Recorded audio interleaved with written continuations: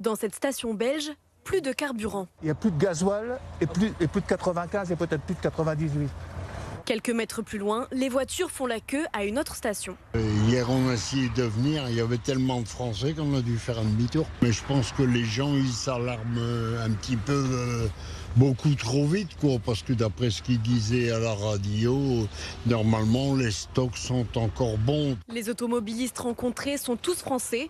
Ils viennent profiter de prix attractifs en Belgique, 25 centimes de différence en moyenne.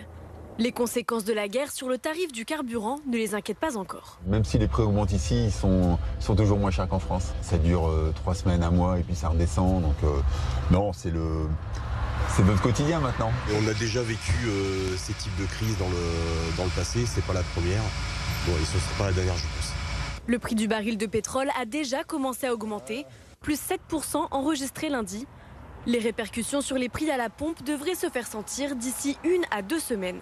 Une augmentation de 10% du prix du baril, ça vous fait une augmentation de 5% à la pompe. Alors si vous voulez le faire en dollars, si vous mettez 10 dollars de plus de pétrole, ça vous fait 6 centimes d'euros par litre à peu près. C'est l'ordre de grandeur qu'il faut retenir. L'évolution de ces prix dépendra de la durée de la guerre.